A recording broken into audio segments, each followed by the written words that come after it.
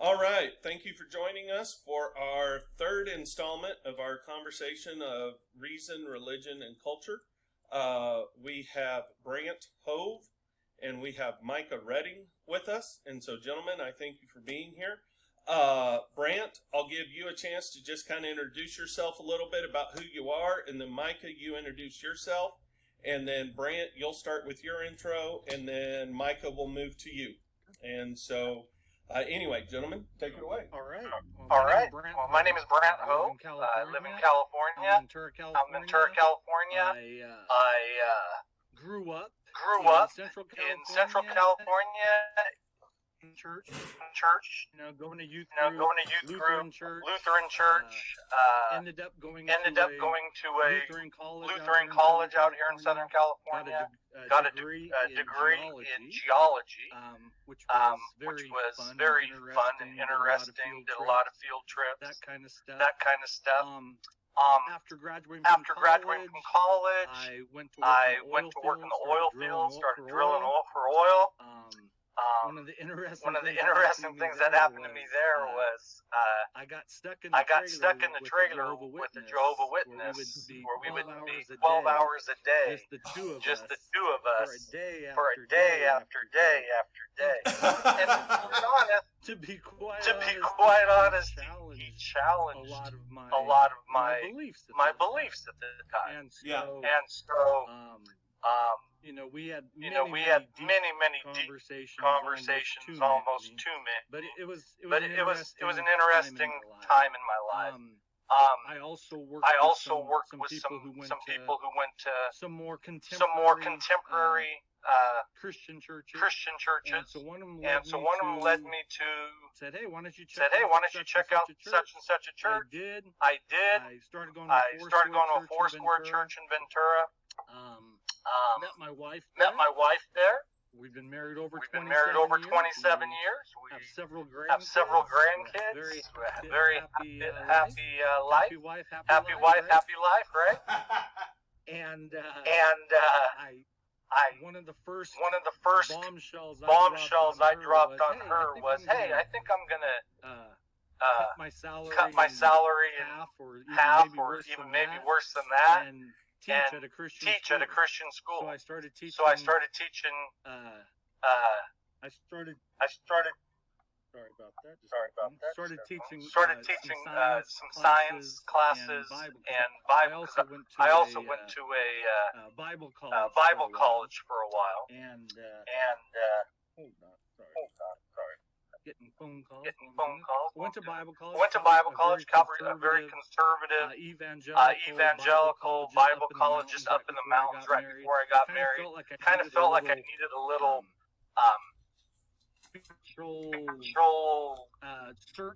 searching time before I took a big step into marriage, as my wife has 2 daughters already. So I was getting to be an instant dad. All that stuff. Moved up into the mountains.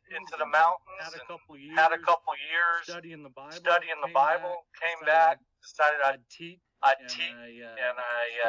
started teaching chemistry and Bible at a small little Christian high school. Did that for 12 years, and then got recruited by a bigger college, a bigger high school, made a lot more money.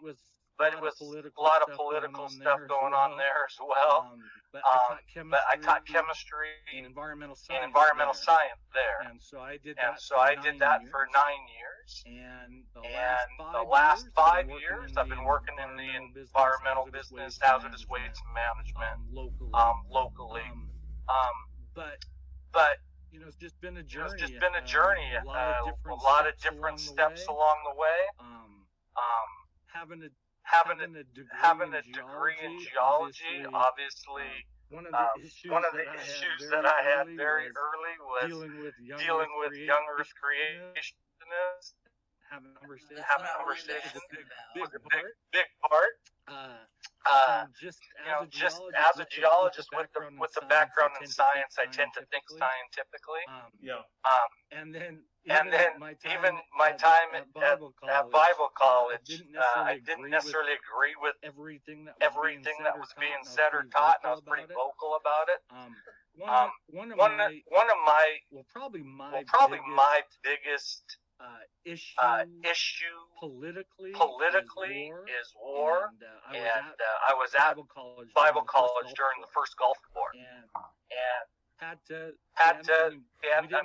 We didn't have TV. We were getting news kind of from our professors and stuff. And I remember one time standing up, but we are glorifying killing other human beings. What are we celebrating here? And I had to stand up in front of the whole school basically and say that. I just felt I had to. So war and peace are big issues for me.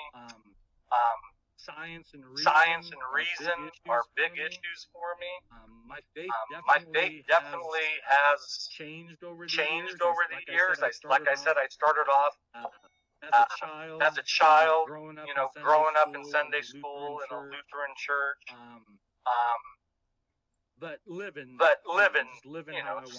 I wanted to live. It was just something I did on Saturdays, on Sundays, and Friday nights, maybe to meet some girls or whatever. But it was not a serious devotion of my life. And same thing when I was at a Lutheran college. It was, it wasn't the major focus of my life for sure. But that challenge while I was in the oil field with the Jehovah's Witness really geared me into what I would say like a fundamentalist, religious church. And that's where I was at for a long time. Pretty legalistic. Had a lot of challenges raising a daughter, stepdaughter. Legalistically, she went to school with me, and it's hard being a dad of daughters when you're very legalistic. It was quite a challenge at times. What does that mean? What? Legalistic. Hang on. I had one of the ladies here just wanted to know kind of what the definition of legalism, and so Brant, I'll let you just kind of define that, and then once you kind of define that, then I'm going to give Micah a chance just to kind of intro himself. So I would just say I was a biblical literalist. Let's just put it that way. So I was taking scripture literally and trying to rule my house by it, I guess. I was very concerned with the appearance of sin. Didn't drink. I drink now. Didn't cuss. It was like all the things you don't do. I was trying to define my faith by what I didn't do rather than what I did. So I think I took. I would probably take an extreme opposite position to that now, but that's what I would say. The way at least manifested in my life. All right. Okay. Micah? So I guess I'll just kind of give my story a little bit. So I'm a software developer, and I lead a couple organizations, do a couple things that I'll talk about in a minute. But I grew up as a preacher's kid, and I grew up as a preacher's kid in the Churches of Christ, which, if you're not familiar with, we are generally considered a very conservative, kind of fundamentalist church group, and certainly all the congregations that I was in growing up were that way. So we kind of just as a kind of as the switch to that, can you define? Would you give a definition of fundamentalism? Yeah, sure. So actually, normally, I would define fundamentalism in a little more precise way. It's a movement that started in the early 20th century as a response and a rejection of some movements in science and so forth. So they felt like the world was getting more progressive and liberal and interpreting the Bible in these liberal kind of ways. And theology was moving in that direction, and so they said, "Okay, we reject that. We're going to steer hard in the other direction." And so they kind of doubled down on like extreme literalism, that kind of stuff, as its primary way of thinking about things. So that's probably the easiest way to understand it. Would you equate? It's hard for me to think of fundamentalism without having the term legalistic attached to it. It tends to be. It's hard for it not to be, because the whole thing is defined around being in complete solid agreement that we all are on the same exact page with every word, everything like that, right? You can't really get outside of that, and it still hold together. And so it gives itself over to a kind of legalism, even if it's not intrinsically legalistic. It ends up there. So that's in the Churches of Christ. It actually comes a little bit at a different angle. I think it comes from it starts out as this back to the Bible move, which is actually getting rid of creeds and historic ideas that had bubbled up, and trying to strip it down and keep it simple and minimalist. But that's actually hard to hold on to as well. That was originally a unity movement. But then for most of the churches, it actually becomes a kind of fundamentalism and legalism over time, because we've all got to agree on the exact same interpretation.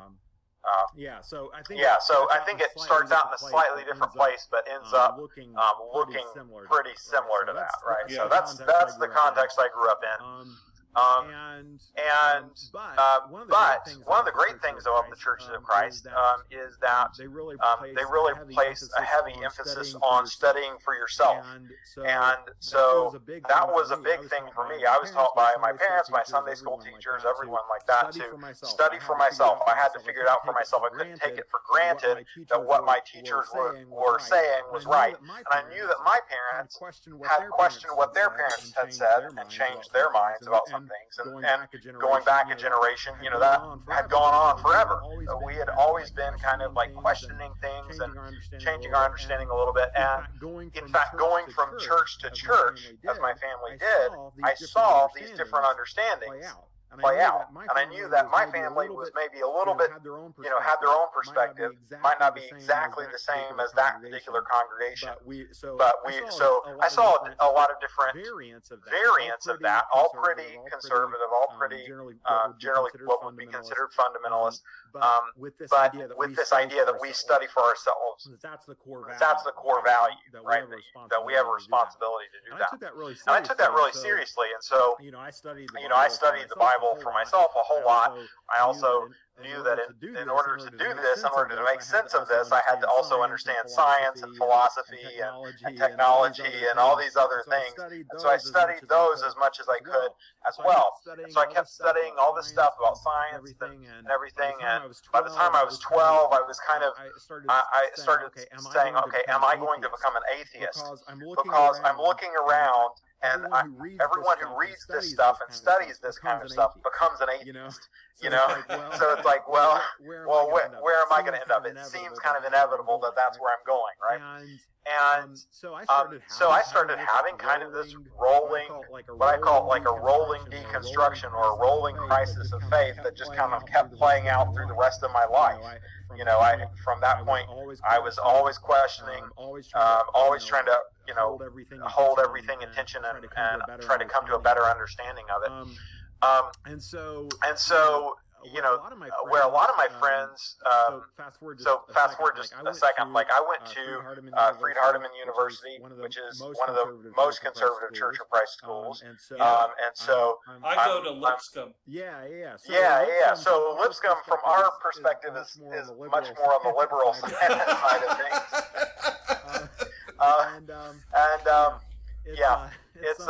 it's something.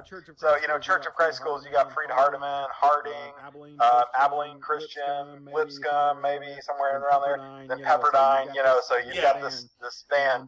And so we were way over here. There's only like one kind of crazy group that's like a little bit farther over. But yeah, so that's what I went. I was the fourth generation. I didn't really intend to do that, but I ended up being the fourth generation of my family to go to this school. I met my wife there. For a lot of my friends who went to school with me, what happened is they were great with everything they heard up until the point where they graduated school, stepped out into the rest of the world, and everything like fell apart. It's like this house of cards where you realize like, oh, one thing doesn't fit, the whole thing kind of goes away. I had that experience as a teenager before I went there, and so by the time I went to this conservative Christian school, I was already really out of place in a sense. You're the guy raising your hand, asking the question. That's right. Yeah, that's right. Getting into all kinds of trouble, so that was it was a really interesting experience, and it was really deeply stressful in a lot of ways because I didn't know how to be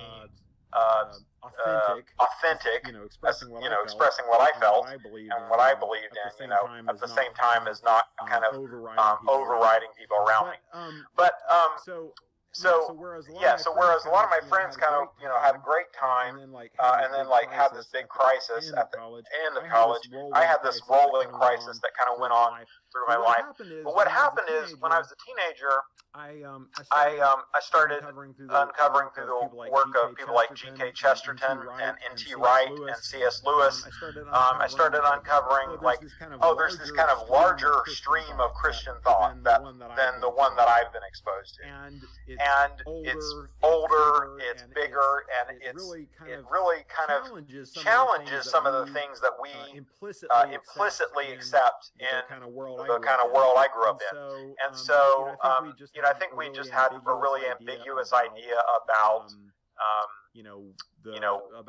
about heaven and resurrection and all those kinds of things. We kind of basically thought that the whole deal was we were going to die and then our spirits were going to go to be in heaven, and we just got to make sure that we don't do anything bad, so we actually get there, right? You get baptized and you don't do anything bad, and you're there, and that's the deal, right? And that's the deal up until the end of time. That's the whole picture.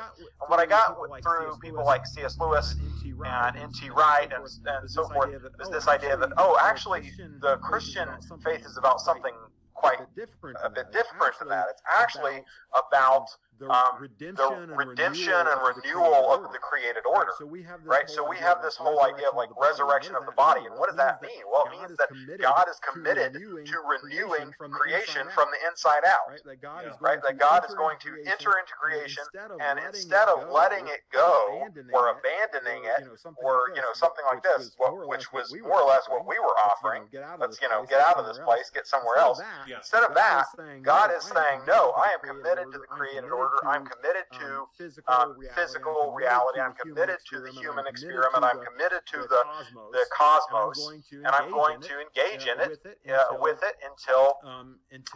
until everything has been renewed and redeemed and reconciled and so forth. And so better step up his game then, because world's falling apart. Yeah, that's right. That was actually a huge thing for me to realize that we can say yes, the created order is really kind of screwy. Like there's a lot of things wrong. And we also say it's good, right? So we're holding two different things in tension there. And the only way of reconciling those is saying, well, we've got to do something about it. Right, we can't write one off. We can't say it's actually not good. We can't say it's actually not bad. We have to say both things are true, and therefore something has to be done. And that's where the idea of resurrection and renewal and all that comes in. And so that was a really significant thing for me because what it allowed me to do is to say, okay, everything else that I might be interested in my life actually matters. And that wasn't the case before. Because I went on to study computer science and do to play music for a lot of years and do all kinds of things like that. And if I were coming from the perspective that I just kind of inherited, the perspective would have been, none of this actually matters. It doesn't amount to anything. It's just something you're doing to occupy your time while you're here. But with this perspective of the fact that God was renewing the world and the created order and the cosmos and the human experiment, then I could say, oh, actually, everything I do matters. Everything I might be interested in or invested in or find meaningful actually matters in the larger scheme as well. And so that was about the time. That was really big for me as a teenager. It felt like an enlightenment. It changed my whole perspective on the world. And then I began. This is the late '90s, encountering this small group of people online and forums and so forth. I was living in the small town of Oklahoma, so there weren't many people to talk to, and so I'm like the early web, and I'm reaching. Nobody's thinking about the ideas, this kind of stuff. So I'm like reaching out, trying to find people, and I find this small group of transhumanists who are very secular, very atheist, very materialist people as a whole, and they're talking about what they're going to use technology to do and what they want to use it for and so forth. And they want to use it to renew the world and to put things back to rights and to repair all the things that have gone wrong and to make a glorious future and a glorious cosmos for the human experiment and so forth. And they're doing a pretty crappy job of that as well. That's also true. Also true. But what I realized is in talking to many of these people. So the first thing is, like a lot of them, as I stepped into this, I recognized, they're trying to do in a secular context what these theologies were doing in a Christian context. And the more I dug into it, the more I realized that many of these people had actually come from a Christian background and left it because Christianity was so escapist and so anti-world and anti-cosmos and anti-physical reality and so forth. And they were looking to hold on to many of the kind of visions of transformation and transcendence that come from the Christian tradition, but they were trying to hold it together with a non-escapist embrace of the physical, scientific world, right? And so when I started engaging that, I was like, oh yeah, I see what you guys are doing. You're trying to do some of the same things, And they were immediately like, well, no, you're a Christian. We know where you're at on this. You're anti-world, anti-environment. You're escapist. You're anti-science. You're trying to get out of here as soon as you can. Burn this place down. And it's like, no, that's not. But they came back and they had real experiences of Christians being exactly that, right? So they were speaking from their experience, and I'm trying to speak from like this historic Christian tradition, but it's not very credible, right? Unless you've kind of been in contact with it. So it was really interesting. It was I realized that there was this fundamental issue here of perception where a lot of Orthodox Christians would say that they were rejecting Christianity for being too Gnostic, in a sense, for being too escapist and anti-worldly and so forth. So anyway, I did a lot of things over the next many years, but in 2013, I started to, well, a little bit before that, I started looking around to see if I could finally find some other Christians who were interested in conversing with these folks, and we did, and so we started up the Christian Transhumanist Association, 2013, 2014. I have organized two conferences, Christian Transhumanist Conference there at Lipscomb, actually, and we had people come from around the world and run the Christian Transhumanist podcast. And so you can find stuff like that about those kinds of things at christiantranshumanism.org. And some of my writings about theology and so forth are just at micahredding.com. Okay. All right. Well, thank you. Brant, you seem to hit a note with with Amber, who's here, and this is something that that I recently got in trouble with at church, and so. And I didn't drop an F-bomb, did I? No. No. What took place was I was talking with our essentially elders, and they were asking me, and somehow the topic of, well, how does evolution and Christianity, how can we make those live in harmony together? Yeah. And I said, well, when you look at Genesis 1:2, you realize that there's a world that's already here. It's covered in water, okay? So there's a world that's here, and so obviously not everything was made in a literal 6 days. And I got in big trouble over it. Ahead of my science department, the last school I taught at was a young Earth creationist, and he was teaching physics and teaching that dinosaurs and humans were around at the same period of time, and that was one of the reasons that I'm not teaching there anymore. I just couldn't take it. I just thought sometimes I think you can't hold on to both. I really don't think at least a little biblical literalism and science are compatible. I really don't. Go ahead, Amber. I have lots of questions. Of course. First, aren't we fundamentalists? And we don't know about this definition that they gave of fundamentalism, but and I think sometimes it's used as a negative label now. I tend to use it as a negative label. And that's where now I know we're recording. Anyone from our church can see this, and so I am not saying this, and it's something that I've never been asked this in church, so I've not addressed it. What Micah was saying was that fundamentalists tend to look at heaven is our goal. That's where we're headed, as long as we say a prayer, okay? And for some faiths, as long as we say a prayer and get baptized, we're good. And as long as we don't do some of the things that we're told not to do, then we're going to make it to heaven. And in the meanwhile, we try to get people to join us because their only destination is hell and damn fire or hell, damnation. Okay. And that's where they're going. So it's not out of love that we go and try to bring these people in. It's almost out of, it is our responsibility to make sure that they don't go to hell. And where I would love to see our church be is that I don't want us, and this is where I know we're going to disagree here, Brant. I don't want us to get away from Scripture. Yep.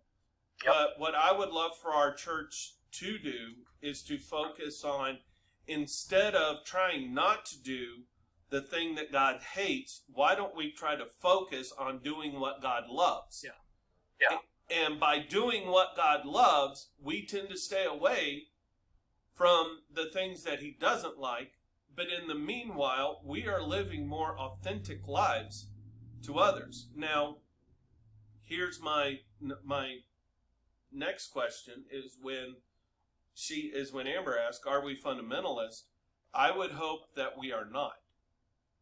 I really hope that we aren't, in the sense of we're being legalistic. There's only one way to interpret Scripture, and that is a literal of everything, except where it's not literal. And so, and again, well, how do you know? Well, you got to study. And so anyway, where did you make your turn? I mean, to where you're pretty conservative. Okay, I know that having a geology degree, all right, there are things that you honestly could not say is compatible. True. Were there other things that made you to where, okay, I can't, in my own mind and reason, still follow these people or still follow this faith because it's going against, and so I'll give you the floor for a little bit. And I think sometimes our negative experiences at churches will give us a perspective, a bias, some might call it, but I had to leave the church because I could no longer be part of an organization that I felt was doing wrong, was not an organization that represented love, but was one that represented rules and brought suffering to the world. So I think I shared with you on an email that I had several really bad experiences at churches. One was a very, I would say, legalistic, control freak pastor that really didn't really like my wife, and that caused us a big problem. In a really small church, kind of blamed us for the church not growing. It's all your fault. So it was kind of a blame game church. And then another church experience we had was our pastor had an affair with the worship. A woman in the worship team, blah blah blah. Just one. It was just not good. But I had probably more negative experiences in the Christian schools that I was teaching at. That's where I was interacting with, more of what I would call fundamentalist Christian or evangelical Christian, however you want to break it. So probably the last straw that really got. There was a student at our school who was probably a lesbian. She wasn't out, but sometimes you don't have to come out for people to know you are. So she was around prom time. She was getting bullied really hard. People were tweeting her or texting her or emailing her invites to the prom that were just mocking is what it was. And she took it really hard and killed herself. And our school would not address the issue of how we treated probably a homosexual student in our midst. How in every Bible class, hey, this is something you need to repent from, something you need to change your identity, basically. And I had already, just from life experience, I'd given up on what I would call homophobia. I fully accept that some people are born one way, and some people are born another way, and some people are born in different ways. So that was probably a big straw that for me was just seeing how they were trying to sweep it under the rug. They didn't deal with the bullies. And I would say that the school itself was acting like a bully. With the way that she was being treated. One of the things they did right before probably a year or 2 years before, is they put in our statement of faith that marriage is between one man and one woman. And first of all, I don't think that's biblical. I think that in the Bible, it's one man and a whole bunch of women. But they put that as a key article. And so here we had several gay students. That they weren't out in the open, but I think being in the closet is And to put that as a statement of faith, I stopped signing the statement of faith. Me and a few other teachers just said, we're not going to do this. We're not going to do this. We're not going to more pain to these people's lives who are already struggling. So we refused to sign our statement of faith. I was okay with that. I was okay with that because I didn't believe that anymore, anyways. I think I moved out of the fundamentalism slowly, but it was also an intellectual and personal experience process. I couldn't go on. I remember asking a kid at a senior retreat, what do you think is worse, being a homosexual or hating homosexuals? And he's like, being a homosexual. And I was like, no. That's just not. We're not here to bully people. Hate people. I don't care what their lifestyle is like. So that was probably a key point in my life where I said, man, I just can't.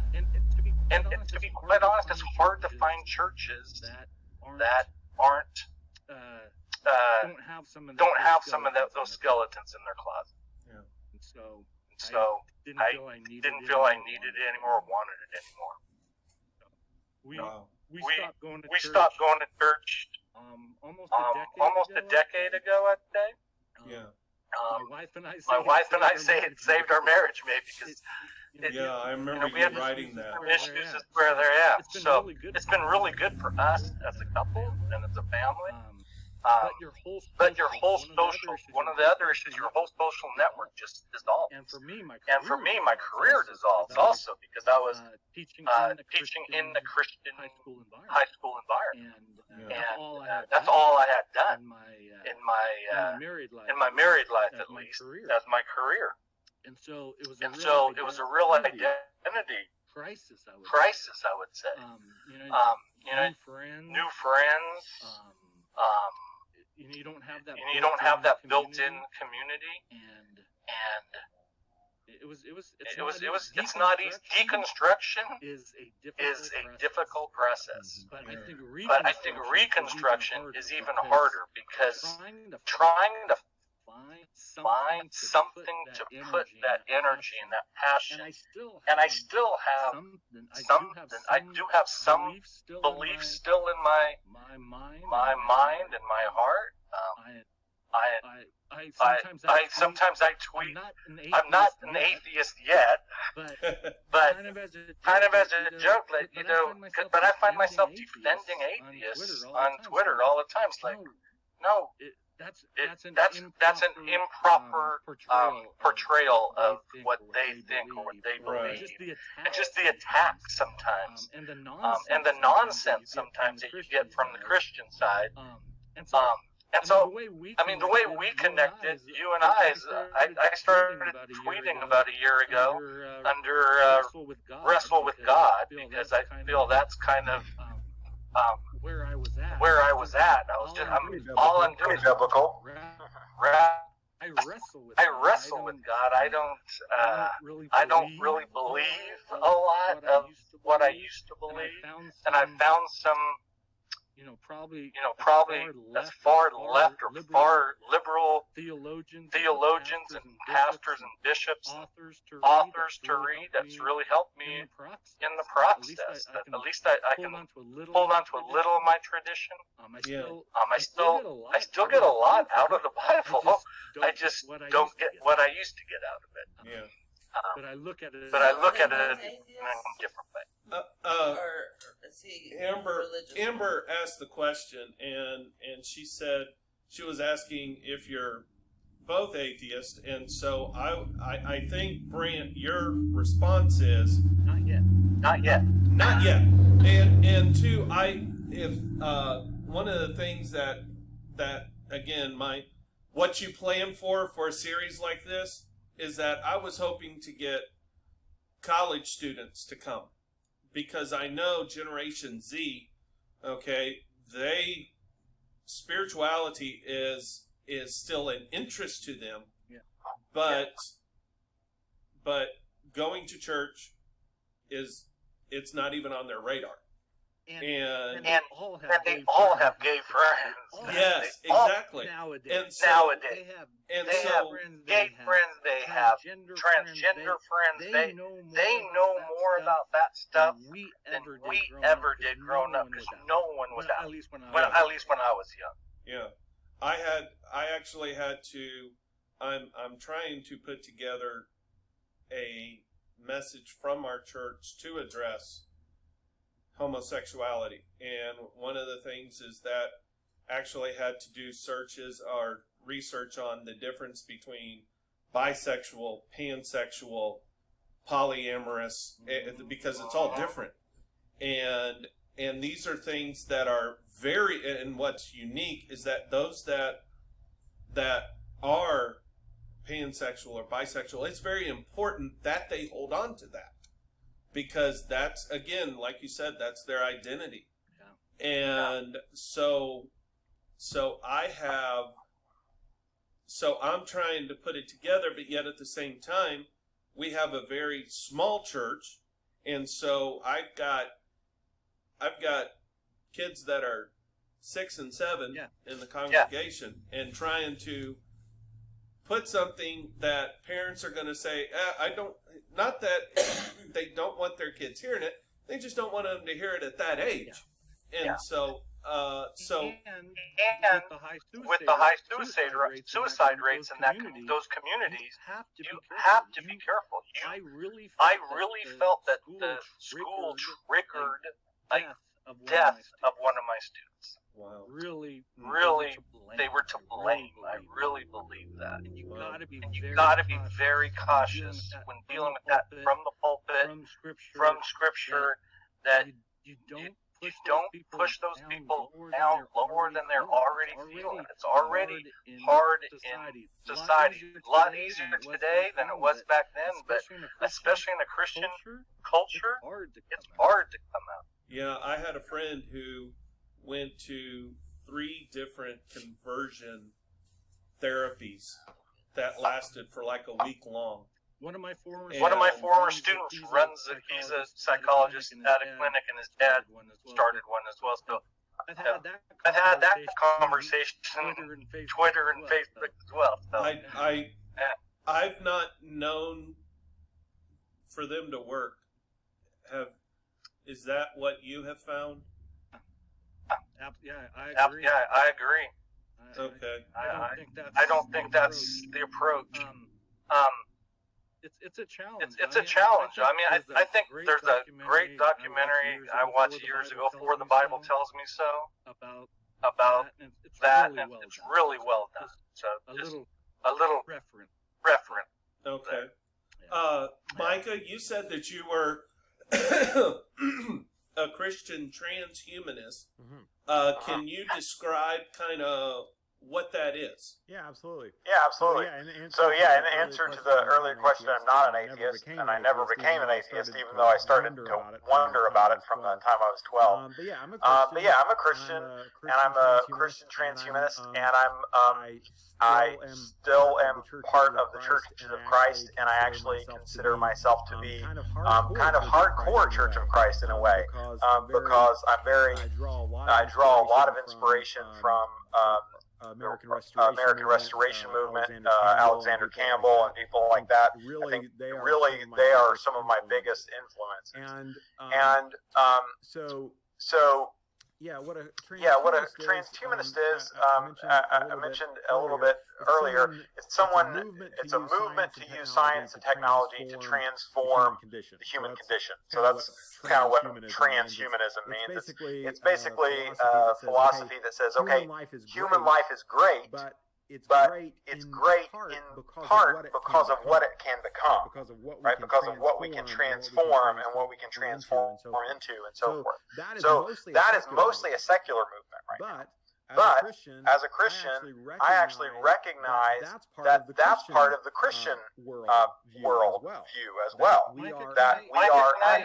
Can I ask a quick question? So, I mean, you're one of pretty much the first time I ever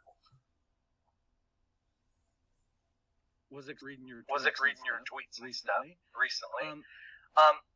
the ultimate goal, like the transferring of consciousness, is the downloading of, is that part of the deal?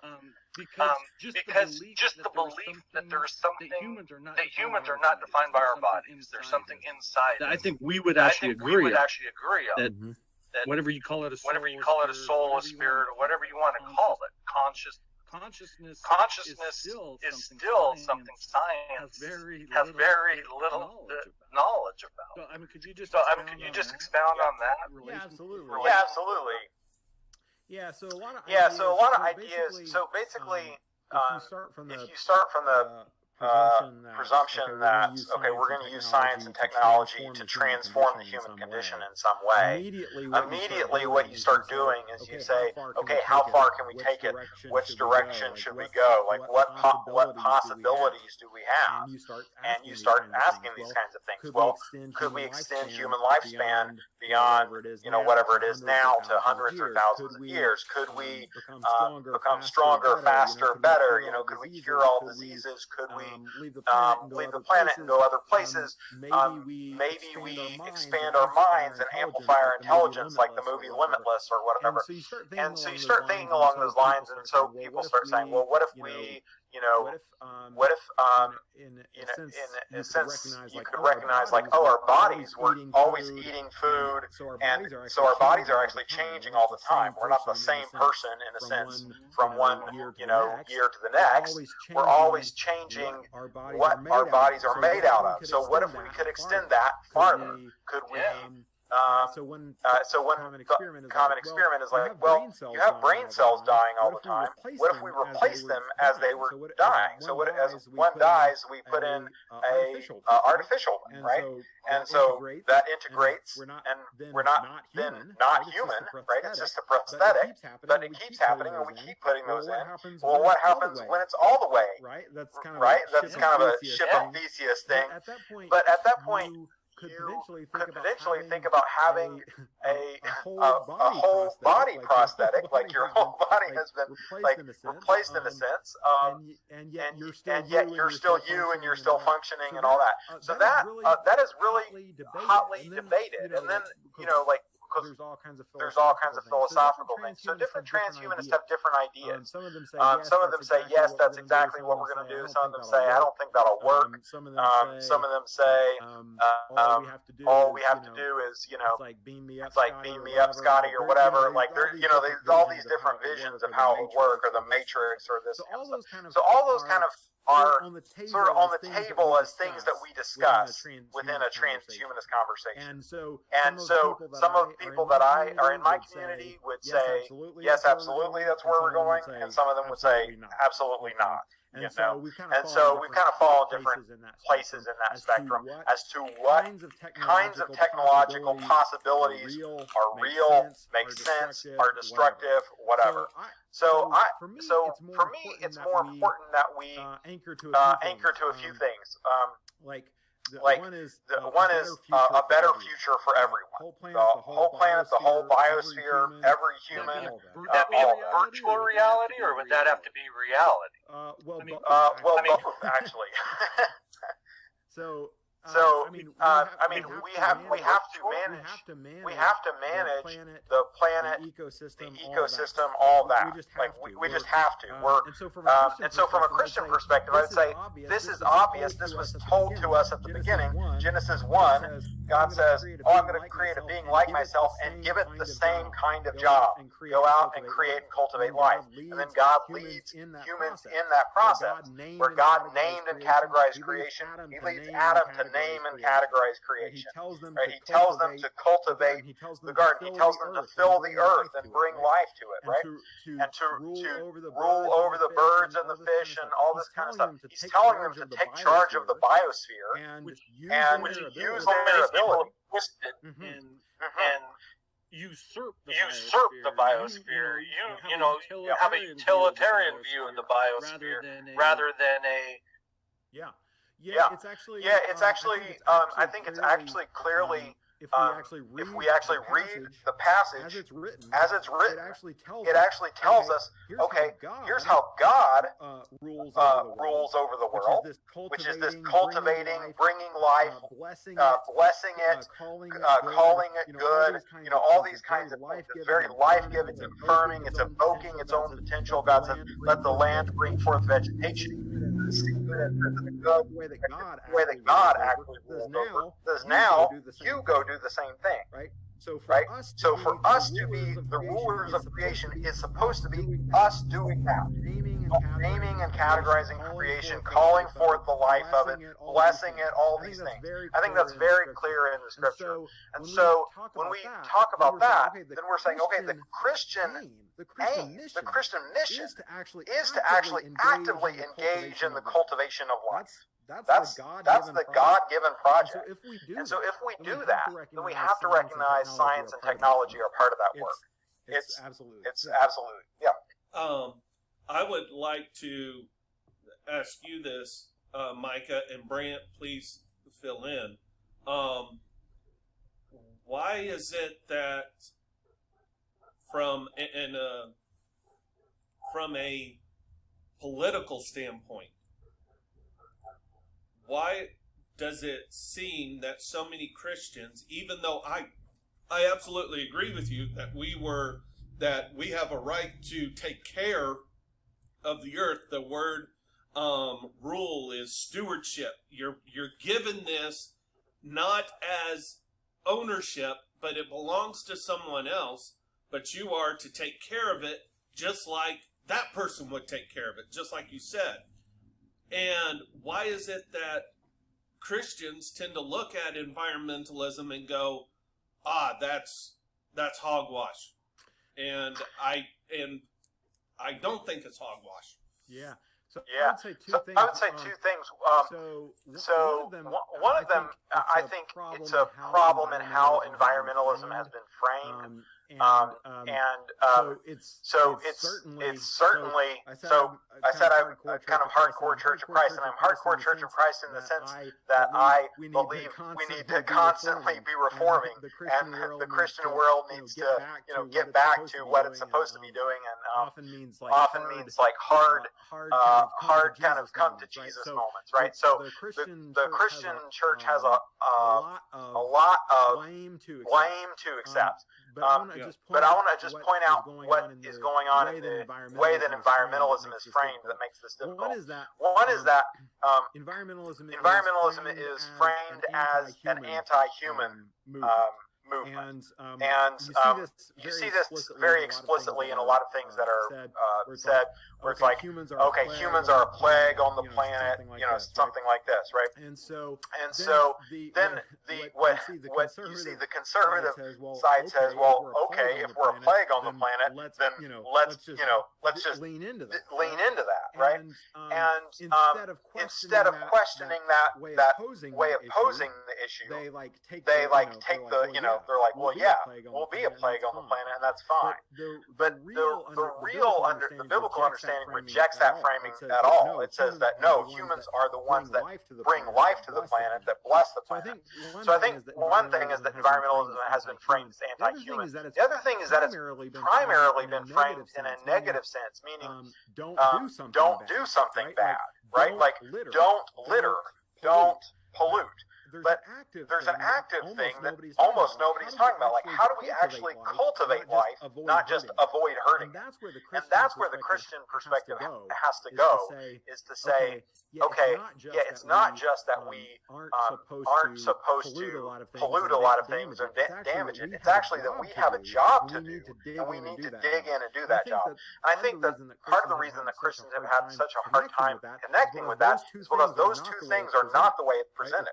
Right? It's presented as anti-human and primarily a negative thing, rather than a pro-human and positive call to action. But I would say a lot of those conservative Christians are the ones framing the environmental movement in a negative when I started AP environmental science at the school I taught, you wouldn't believe how much flack I took from some of the conservative Christians. What, you're going to teach global warming? Yeah, I'm going to teach the science. But the framing was done from the right. The movement themselves want to embrace as much as possible. There might be some technological, geotechnical solutions to some of our environmental crises, but to deny that those crises, deny the science, a lot of that is coming from the right. From the organizations that you are still part of, you're still contributing to, you're still, spending money on and promoting. And that without that, environmentalism and war, those are two big things that I keep hearing Christians support.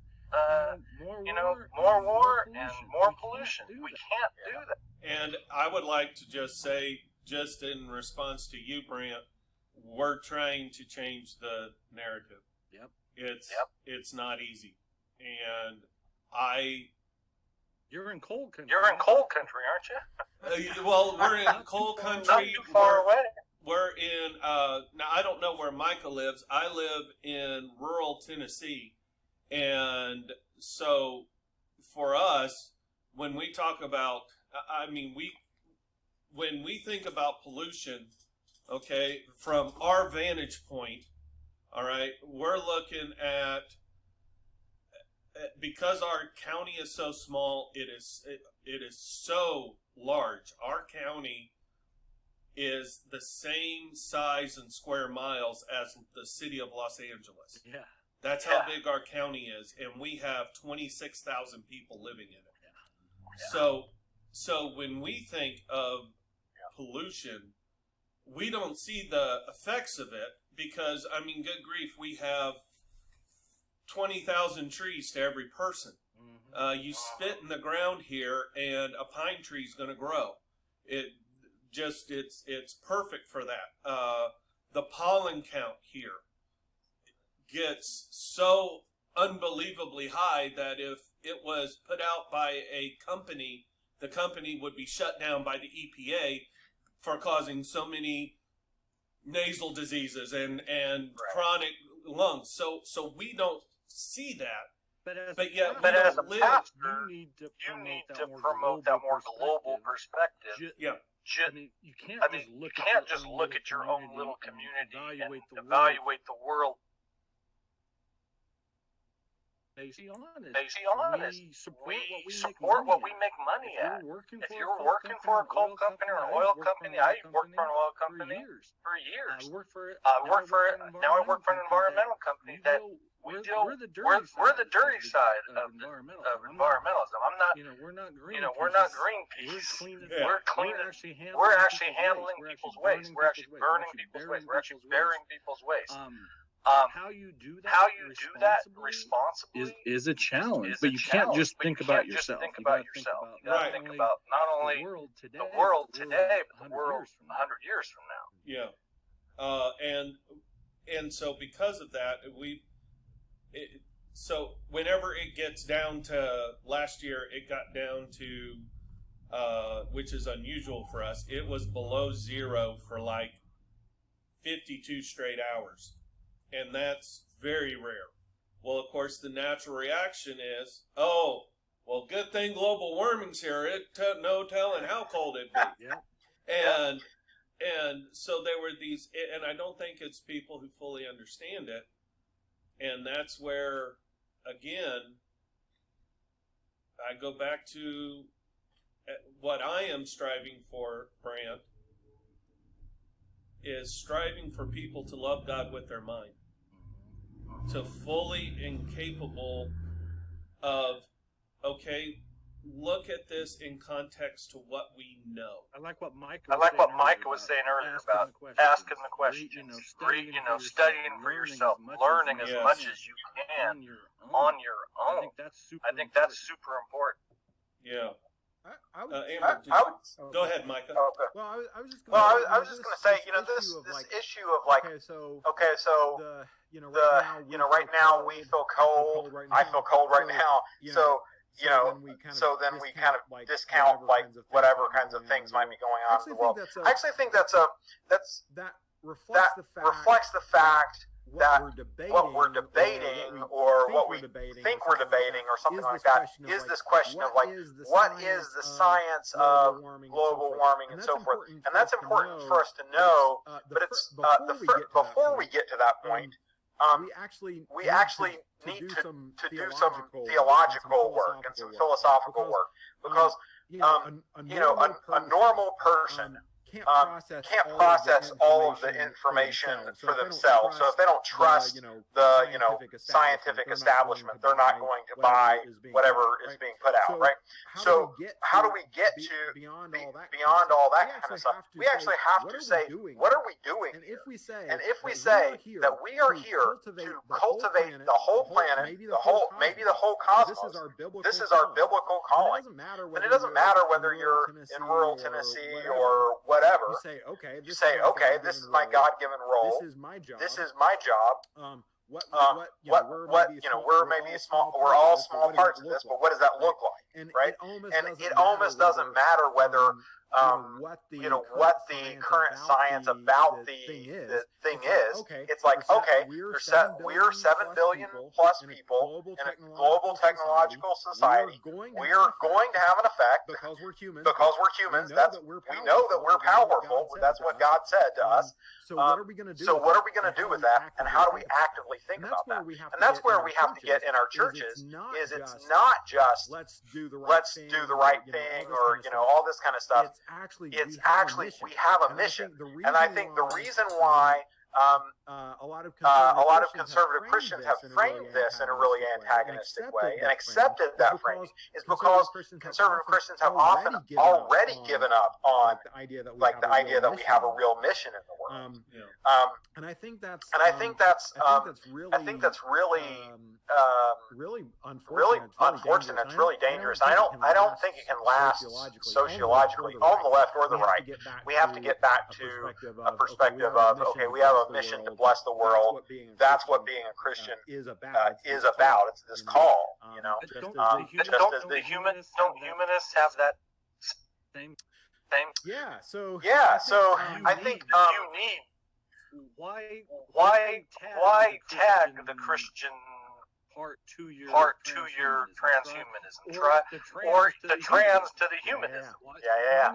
Why not just embrace the humanism? Well, I think there's a thing that I think there's a lot of reasons for it. One of the reasons, though, is that I think we as humans need something more challenging and more demanding than just kind of what we intuitively know to be right and so forth. And so I think you see this. Earlier you were mentioning like wanting to get college students involved in this kind of stuff because they're asking these questions, they're interested in spirituality and so forth. But there's a problem with it. I think college students are absolutely interested in this stuff. In a deeper way than people recognize.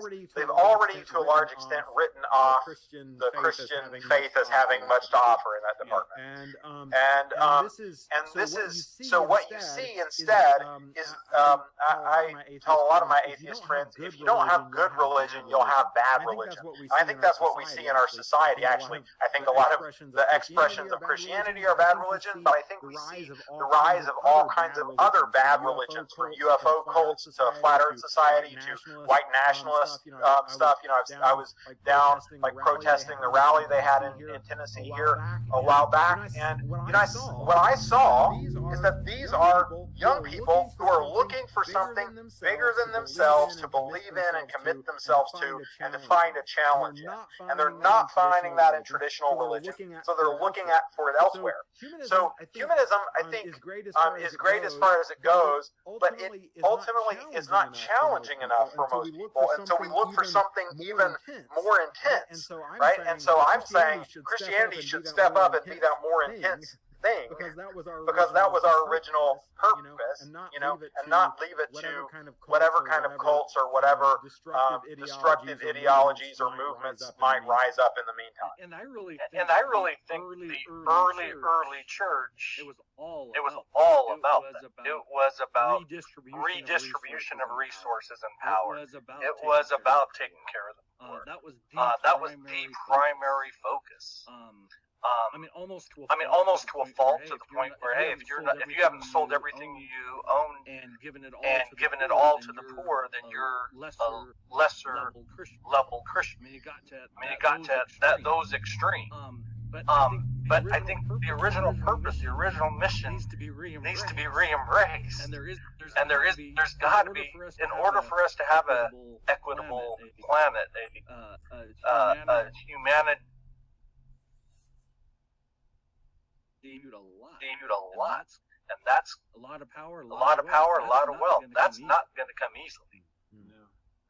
And I don't see Christians marching for that. I don't see most Christians even supporting any sort of wealth distribution. So. Well, and again, that's I remember there is a book out. And I can't remember the name of it, but it talks about actually it was a paper that was put out by one of my professors who said when he saw that 80% of white evangelicals voted for Trump, he was distraught. And I look at that and I'm not voting for him at all.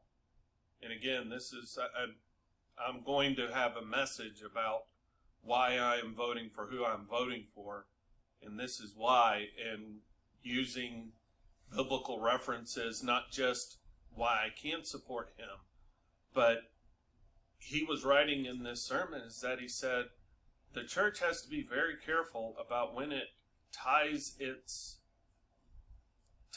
belief to a certain candidate, because if you do that, that candidate, in some way, shape, manner, or form, is going to let you down. And it never works out for the church. Yeah. And when I see that, I see young people, again, if we have someone who was 17 in the last election cycle looking around at all of this, and now they are 21, and so for the last 4 years, they have seen how in the world do people who call themselves Christians support this guy? And then and as big of a problem as I have with Trump, I have even a larger problem with his spiritual advisor, Paula White, to where she said, to where if you say no to Donald Trump, you're saying no to God. Yeah. And that was absolutely appalling to me. And to me, that's where, and we talked about this on our conversation last week, that's where cults come in, that's where demagogues are created, that's where you have these authoritarians, that's where you have dictatorships, to where if saying no to him is saying no to God, that's heretical. And go ahead, Micah. Yeah, I would say. Yeah, I would say this is actually. So this will might be confusing. I would say this is a failure of fundamentalism. Because what fundamentalism promised over the 20th century, it claimed that if we just all dug in on this like kind of legalistic interpretation of the Bible, that we would have a thriving Christian faith. And that would be enough for everybody. And they kind of looked throughout the 20th century and scolded the liberals because the liberal churches were declining and the fundamentalist churches were growing. But what I think we're actually seeing is that fundamentalism has fallen apart. And if fundamentalism has fallen apart and it can't hold together, what it does is it turns to political power as an answer. And so what you see then in the case of these spiritual advisors is not somebody actually saying, up and saying, here's our fundamentalist religious beliefs. They're saying power at any cost. That's all that's left. And what that actually points to is that we do want something more challenging and demanding. And we will go to whoever gives us a challenging and demanding call, no matter how dangerous or destructive it is. And so this is why I think we need better theology to stand up and say, okay, we do have a call. It's from God. It's not a political play. It's not, something like this. It's not a power move. It's actually for us to bless the world like Abraham. And I think because we've lost the ability to make that really compelling and challenging vision a center of what we're talking about, and we've lost the ability to sell people on, legalistic fundamentalism is going to be the answer. Then people are just saying, well, what's next? Okay, political moves, cults, crazy that's movements, like that's it, right? So we have to. This is actually the failure in my mind of conservative Christianity, because I grew up in a James Dobson household. We listened to all this kind of stuff. We bought into the things, and the things that were being said back then as like this is the Christian take on how we do politics is absolutely rejected now. Right? Like James Dobson said, it's all about character. Our candidates have to have character. And now, no, we're not voting for people for character. They've lost the battle, even among themselves. And so they're turning to something else. And I think that's really a sign of where we're going. If Christianity doesn't get it together and offer a compelling vision of the future that actually tells us what to do with our world, what to do with our science, what to do with our technology, then we're not gonna like it's just gonna spiral into destruction as it has in centuries before. But I think I'm ultimately coming from a place of hope, because I think it's actually, if we just dig into that Genesis 1 vision, that Romans 8 vision of calling all creation to flourish, then that's it. That's it. That's what the world needs. You seem to be placing your hope in an institution that has you just admitted has come to the point of failure. The church, at least the American church, what we think of fundamentalist or conservative Christianity in America has faith. Isn't it time to leave? Isn't it time to exit? Isn't it time to say, I've got to find some other entity, some other institution, some other organization that's actually got a better track record historically, that I can see moving forward in a better way. I mean, you have to leave. You have to leave Babylon in order. At the end of the book, Babylon has to be forsaken. Yeah. And if I can just step in here, and guys, we are an hour and 11 minutes in, so if you guys need to go, I completely understand. We'll 10 more minutes is fine with. Okay, great. I'd like to make a statement, then I'd like to just make sure everyone, if they have a question, they can address it. And but that's where Micah sees hope in, okay, this is the cause that we can get to. I see hope in the people that I have been blessed to be around, that life doesn't have to be the way that you're living it. And I see your heart, and I see your goodness, and I can see you doing so much more than just thinking that we just got to get out of here and get to heaven. It's such a tunnel vision life that you miss out on the abundance that I truly believe Christ can offer. And so the reason why I stay, Brant, is because of the people. I really do see them as being able to change. And I want to see them changed. And there are some people who aren't even willing to look at what's going on and not see the problem. And I don't want that. because the people that I have been blessed to minister. Oh, sorry. The people that I've been blessed to minister to, I can see such hope in who they are. And they're the type of people that I think can truly change our area and change the way that we think. And so anyway, you asked me when we first started talking if I could make a response to your question on peace and war. And I really did my best to give it my full-on answer as far as what the only thing war should be. But yet at the same time, we do have a God that called us to peace. And I believe God can grant that peace more than what humankind can. And so I'm going to turn it over to anyone here if they have any questions, comments from in here. Anyone? I'll ask one. Brant, you said that you were very interested in war and peace and all of that, and with Trump in there, I don't know what to think. He's got his finger on the button with Iran. I didn't support Obama's wars. I didn't support. I could not support a war. Period. I don't believe war is ever the end. We killed Soleimani, a state-sponsored execution, and people, they're happy about it. And I was just like, I can't say that I'm happy about this or that it should have been done.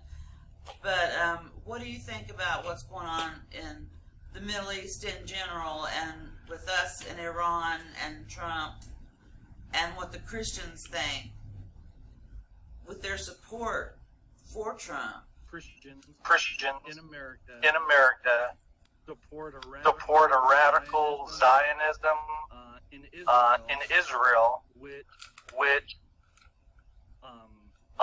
puts a nuclear threat in the midst of the Middle East, and we blindly support that nuclear threat, and it just keeps coming back and biting us in the rear end. And I think our strategy in the Middle East is destabilization, where we fight a war on one side, then we switch sides and we fight a war on the other side. I mean, just look at Iran, Iraq. We fight on one side till the other side becomes weak, then we fight again.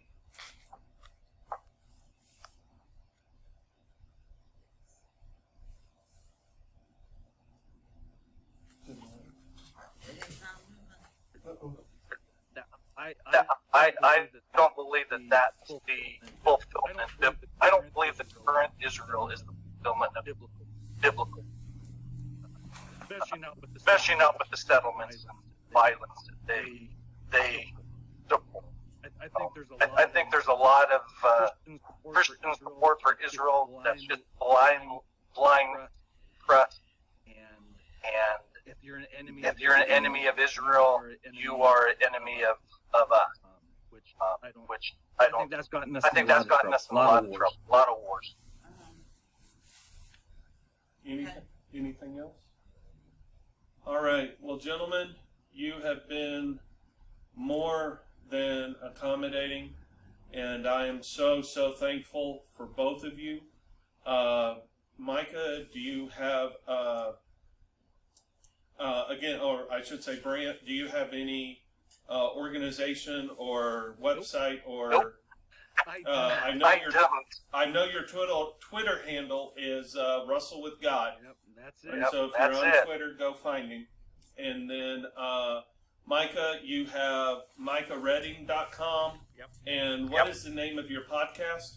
MicahWriting.com, that's where I write essays and stuff like that on mostly on religion. And then the podcast is the Christian Transhumanist Podcast, and you can find that and other stuff for the association and conferences and so forth at ChristianTranshumanism.org. And also on Twitter and Facebook and so forth. So yeah, love to connect with anybody.